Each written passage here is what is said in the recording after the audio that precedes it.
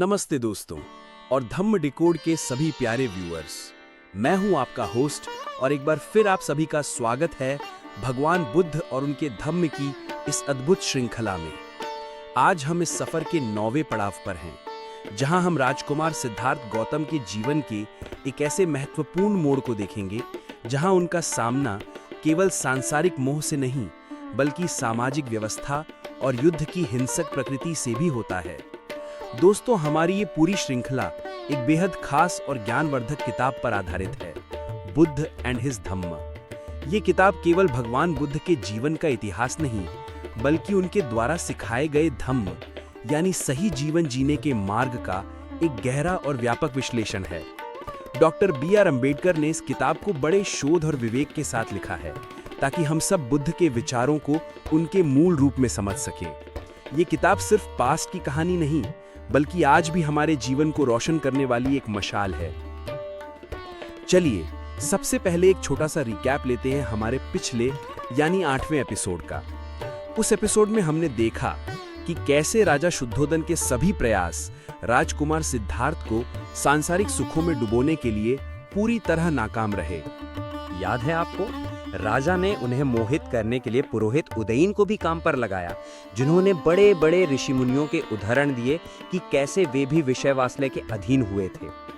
उदयीन ने सिद्धार्थ को समझाया कि कैसे सौंदर्य का आनंद लेना उचित है। लेकिन हमारे राजकुमार सिद्धार्थ ने अपने अटूट तर्क और आत्मसंयम से सभी बातों को काट दिया। उन्होंने स्पष्ट कहा कि अनित्यता को जानते हुए और बिना सच्चाई के किसी भी प्रेम या सुख का आनंद लेना उन्हें मंजूर नहीं। उनके दृढ़ निश्चय ने उदयीन को निरुत्तर कर दिया और राजा शुद्धोधन भी इस बात से बहुत चिंतित हुए। अंत में वो सभी युवतियां जिनके प्रयास व्यर्थ थे, उन्हें अंतःपुर से हटा दिया गया। इस घटना ने राजकुमार के मन की शक्ति को साबित किया कि उन्हें बाहरी आकर्षण से डिगाया नहीं जा सकता। लेकिन क्या उनका सफर अभी खत्म हो गया था या अभी भी कुछ और चुनौतियां उनका इंतजार कर रही थी? चलिए आज के एपिसोड में देखते हैं उनके जीवन का अगला महत्वपूर्ण अध्याय, शाक्य संघ में प्रवेश। दोस्तों, शाक्य वंश में एक बहुत ही महत्वपूर्ण संघ था, जिसे एक तरह से उनका संविधान या नियम कह सकते हैं। जब कोई भी शाक्य नौजवान 20 साल का हो जाता था तो उसे इस संघ की दीक्षा लेनी पड़ती थी और उसका सभासद बनना पड़ता था। ये उनके समाज का एक जरूरी हिस्सा था। और हमारे राजकुमार सिद्धार्थ गौतम भी अब 20 साल के हो चुके थे। ये बिल्कुल सही उम्र थी संघ की दीक्षा लेकर उसका सभासद बनने के लिए। शाक्यों का एक खास सभागृह था जिसे वो संथागार कहते थे। ये कपिलवस्तु नगर में था और संघ की सभाएं भी इसी संथागार में होती थीं। राजकुमार सिद्धार्थ को शाक्य संघ की दीक्षा देने के मकसद से राजा शुद्धोधन ने शाक्यों के पुरोहित को संघ की सभा बुलाने के लिए कहा और इसके अनुसार कपिलवस्तु के शाक्यों के संथागार में संघ की सभा हुई। सिद्धार्थ को संघ का सभासद बनाने के लिए पुरोहित ने संघ की सभा में एक प्रस्ताव रखा। तभी शाक्यों का सेनापति अपनी जगह पर उठकर खड़ा हो गया। संघ को संबोधित करते हुए उसने कहा, शाक्य वंश के शुद्धोधन के कुल में जन्मे सिद्धार्थ गौतम संघ का सभासद बनना चाहते हैं। उनकी उम्र 20 साल हो चुकी है और वो हर तरह से इस संघ के सदस्य बनने के लायक हैं। इसलिए मैं ये सुझाव देता हूँ कि उन्हें इस संघ का सदस्य बना लिया जाए। मेरी प्रार्थना है कि जो कोई इस प्रस्ताव के विरुद्ध हो वो अपना मत व्यक्त करे। इस सुझाव के विरुद्ध कोई नहीं बोला। सेनापति ने फिर कहा, मैं दूसरी बार कहता हूं कि जो कोई इस प्रस्ताव के विरुद्ध हो वो बोले। प्रस्ताव के विरुद्ध बोलने के लिए कोई भी खड़ा नहीं हुआ। सेनापति ने फिर कहा, मैं तीसरी बार कहता हूं कि जो कोई इस प्रस्ताव के विरुद्ध हो वो बोले। तीसरी बार भी कोई प्रस्ताव के विरुद्ध नहीं बोला। शाक्यों का ये नियम था कि किसी भी प्रस्ताव पर तब तक चर्चा नहीं हो सकती थी और कोई भी प्रस्ताव 3 बार सम्मत होने के बाद ही घोषित किया जा सकता था। सेनापति द्वारा रखा गया प्रस्ताव 3 बार बिना विरोध के सम्मत हो गया और इस तरह सिद्धार्थ को शाक्य संघ में अंतर्भाव कर लिया गया और उन्हें संघ का सदस्य घोषित कर दिया गया। उसके बाद शाक्यों का पुरोहित खड़ा हुआ और उसने सिद्धार्थ को अपनी जगह पर खड़े होने के लिए कहा। सिद्धार्थ को संबोधित करते हुए वो बोला, तुम ये मानते हो ना कि संघ ने तुम्हें सभासद बनाकर तुम्हारा सम्मान किया है? हाँ महाराज, सिद्धार्थ ने उत्तर दिया। क्या तुम्हें संघ के सभासद की बंदिशें मालूम हैं? नहीं महाराज, लेकिन उन्हें जानकर मैं सुखी होऊंगा, सिद्धार्थ ने कहा। पुरोहित ने कहा, पहले मैं तुम्हें संघ के सभासद के कर्तव्य क्या हैं वो बताता हूँ। और इस तरह पुरोहित उन्हें संघ के सभासद का एक एक कर्तव्य बताने लगा। तुम्हें संघ के हित संबंधों का संरक्षण तन मन धन से करना चाहिए। संघ की सभाओं से तुम कभी भी गैर हाजिर नहीं रह सकते। किसी भी शाक्य के व्यवहार में तुम्हें जो दोष दिखे उन्हें बिना किसी डर या हिचकिचाहट के खुलकर बताना चाहिए।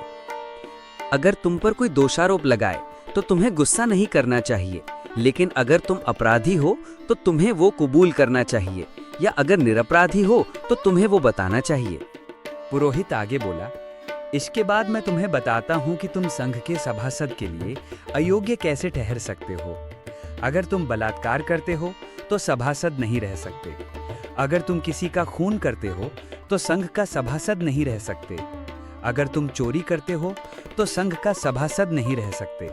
अगर तुम झूठी गवाही देने का तुम्हारे पर आरोप सिद्ध हुआ तो तुम संघ का सभासद नहीं रह सकते। सिद्धार्थ ने कहा, महाराज, शाक्य संघ के अनुशासन के नियम मुझे बताने के लिए मैं आपका कृतज्ञ हूँ। मैं आपको विश्वास दिलाता हूँ कि मैं उन नियमों का उनके शब्द और आशय सहित पालन करने का अधिक से अधिक प्रयास करूंगा। दोस्तों, राजकुमार सिद्धार्थ को शाक्य संघ का सभासद बने 8 साल बीत चुके थे। वो संघ के एक निष्ठावान और बानेदार सदस्य थे। जितना ध्यान वो अपने निजी कामों में देते थे, उतना ही ध्यान वो संघ के कार्यों में भी देते थे। लेकिन उनके संघ का सभासद बनने के 8वें साल में एक ऐसी घटना घटी जो शुद्धोधन के परिवार के लिए एक दुर्घटना और सिद्धार्थ के जीवन में एक आनी बानी की स्थिति बन गई। इस दुखांतिके का आरंभ एक ऐसे विवाद से हुआ। शाक्यों के राज्य की सीमा से लगा हुआ कोलियों का राज्य था। रोहिणी नदी इन दोनों राज्यों को अलग करती थी। रोहिणी नदी का पानी शाक्य और कोलीय दोनों ही अपने खेती के लिए इस्तेमाल करते थे। हर फसल के मौसम में इस बात पर उनका वाद विवाद होता था कि पहले कौन और कितना पानी लेगा। इस वाद विवाद का अंजाम अक्सर झगड़े और कुछ मौकों पर तो मारपीट में भी होता था। जब सिद्धार्थ 28 साल के हुए, उस साल शाक्यों और कोलियों के सेवकों के बीच नदी के पानी को लेकर एक बहुत बड़ा संघर्ष हुआ। दोनों तरफ के लोगों को चोटें आईं। जब इस संघर्ष की खबर शाक्य और कोलियों को मिली तो उन्हें लगा कि अब इस समस्या का स्थायी हल युद्ध से ही निकाला जा सकता है। इसलिए शाक्यों के सेनापति ने कोलियों से युद्ध घोषित करने के प्रश्न पर विचार करने के लिए शाक्य संघ का अधिवेशन बुलाया। संघ के सभासदों को संबोधित करते हुए सेनापति बोला, हमारे लोगों पर कोलियों ने हमला किया है और उसमें हमारे लोगों को पीछे हटना पड़ा है। इस तरह के आक्रमण पहले भी कोलियों ने कई बार किए हैं। हमने उन्हें आज तक बर्दाश्त किया है, लेकिन अभी आगे चलने देना संभव नहीं है। इसे रोकना ही होगा, और इसे रोकने का एक ही तरीका है, कोलियों के विरुद्ध युद्ध घोषित करना। मैं ये प्रस्ताव रखता हूं कि संघ कोलियों के विरुद्ध युद्ध करे। जिनका विरोध हो वो बोले। सिद्धार्थ गौतम अपनी जगह पर खड़े हुए और बोले, इस प्रस्ताव को मेरा विरोध है। युद्ध से कोई भी समस्या नहीं सुलझती। युद्ध करके हमारा मकसद सफल नहीं होगा, बल्कि इससे दूसरे युद्ध के बीज बो दिए जाएंगे। जो दूसरे की हत्या करता है उसे उसकी हत्या करने वाला दूसरा मिलता है। जो दूसरे को जीतता है उसे जीतने वाला दूसरा मिलता है। जो दूसरे को लूटता है उसे लूटने वाला दूसरा मिलता है। सिद्धार्थ गौतम आगे बोले, संघ को कोलियों के विरुद्ध युद्ध की घोषणा करने में जल्दबाजी नहीं करनी चाहिए। पहले दोष किसका है इसकी तसल्ली करने के लिए सावधानी से जांच करनी चाहिए। मैंने सुना है कि हमारे लोगों ने भी आक्रमण किया है। अगर ये सच है तो ये साबित होता है कि हम भी निर्दोष नहीं हैं। सेनापति ने उत्तर दिया, हाँ, हमारे लोगों ने अतिक्रमण किया, तथापि हमें यह भूलना नहीं चाहिए कि पहले पानी लेने की बारी हमारी ही थी।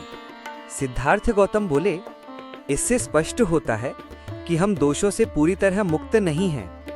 इसलिए मैं यह सुझाव देता हूं कि हम अपने में से 2 लोगों को चुनें और कोलियों को भी उनके में से 2 लोगों को चुनने के लिए कहें, और इन चारों ने मिलकर 5वां मनुष्य चुनना चाहिए, और इन 5 लोगों ने यह झगड़ा मिटाना चाहिए। सिद्धार्थ गौतम के सुझाव को अनुमोदन भी मिला, लेकिन सेनापति ने इस सुझाव का विरोध किया। वो बोला, मेरी पक्की राय है कि कोलियों का यह उपद्रव जब तक उन्हें कड़ा शासन नहीं दिया जाता तब तक नहीं रुकेगा। इससे मूल प्रस्ताव और उसमें सुझाई गई दुरुस्ती दोनों को मतदान के लिए रखना पड़ा। सिद्धार्थ गौतम द्वारा सुझाई गई दुरुस्ती को पहले मतदान में रखा गया। उसे बहुसंख्यक के मताधिक्य से अमान्य घोषित कर दिया गया। सेनापति ने उसके बाद अपना खुद का प्रस्ताव मतदान में रखा। उस प्रस्ताव का विरोध करने के लिए सिद्धार्थ गौतम फिर खड़े हुए। वो बोले, मैं संघ से विनती करता हूँ कि इस प्रस्ताव को स्वीकार न करें। शाक्य और कोलिये का निकट का संबंध है, उन्होंने परस्पर नाश करना ये बुद्धिमानी का काम नहीं होगा। सिद्धार्थ गौतम के कहने को सेनापति ने बेमतलब करार दिया। उसने जोर देकर कहा कि क्षत्रिय लोग युद्ध में अपना और पराया ऐसा भेद नहीं कर सकते। अपने राज्य के लिए उन्हें अपने सगे भाई से भी लड़ना चाहिए। यज्ञ याग करना ब्राह्मणों का धर्म है, युद्ध करना क्षत्रियों का धर्म है, व्यापार करना वैश्यों का धर्म है, तो सेवा चाकरी करना शूद्रों का धर्म है। हर वर्ण को अपना धर्म पालन करने में पुण्य है, यही हमारे शास्त्रों की आज्ञा है। सिद्धार्थ ने उत्तर दिया, धर्म का अर्थ मैं ऐसा समझता हूँ कि वैर से वैर शांत नहीं होता, वैर पर प्रेम से ही मात पाई जा सकती है। अस्वस्थ होकर सेनापति बोला, इस दर्शन शास्त्र की चर्चा में घुसने की कोई आवश्यकता नहीं है। मुख्य मुद्दा ये है कि सिद्धार्थ का मेरे प्रस्ताव को विरोध है। इस संबंध में संघ का क्या कहना है, ये इस प्रस्ताव को मतदान में डालकर इसकी तसल्ली कर लेते हैं। उसके अनुसार सेनापति ने अपना प्रस्ताव मतदान में डाला। वो बहुत बड़े बहुमत से सम्मत घोषित किया गया। तो दोस्तों, देखा आपने राजकुमार सिद्धार्थ ने कैसे मोह माया से मुक्ति पाई, लेकिन अब उन्हें एक बड़े सामाजिक और राजनीतिक संघर्ष का सामना करना पड़ा। उन्होंने अपनी पूरी शक्ति और तर्क से शांति का मार्ग दिखाने की कोशिश की, लेकिन बहुमत युद्ध के पक्ष में था। यह एपिसोड हमें सिखाता है कि सच्चाई और अहिंसा का मार्ग चुनना कितना मुश्किल हो सकता है, खासकर जब सामने बहुमत हो। सिद्धार्थ का यह संघर्ष उनके जीवन का एक महत्वपूर्ण मोड़ है, जो उन्हें अपने आंतरिक सत्य की ओर और भी करीब ले जाएगा। मुझे पूरी उम्मीद है कि आपको यह एपिसोड पसंद आया होगा और आपने राजकुमार सिद्धार्थ के इस दृढ़ निश्चय और शांति की खोज को करीब से समझा होगा। धम्म डिकोड पर हम भगवान बुद्ध के जीवन और उनके धम्म के हर पहलू को गहराई से और सरल भाषा में आप तक पहुंचाने का प्रयास करते हैं। अगर आपको यह वीडियो अच्छा लगा है तो कृपया इसे लाइक करें। आपका एक लाइक हमें बहुत मोटिवेट करता है और इससे यह वीडियो और भी लोगों तक पहुंचता है। इसे अपने दोस्तों और परिवार के साथ शेयर करें ताकि वे भी इस ज्ञानवर्धक और प्रेरणादायक यात्रा का हिस्सा बन सकें।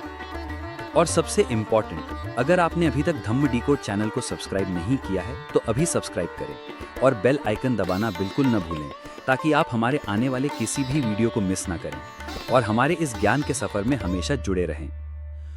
आपके विचार और प्रश्न कमेंट्स में जरूर लिखें। हम सभी कमेंट्स पढ़ते हैं और आपके सुझावों का इंतजार करते हैं। जल्द ही मिलेंगे अगले एपिसोड में। तब तक के लिए धम्म के मार्ग पर चलते रहिए और सबका मंगल हो। धन्यवाद।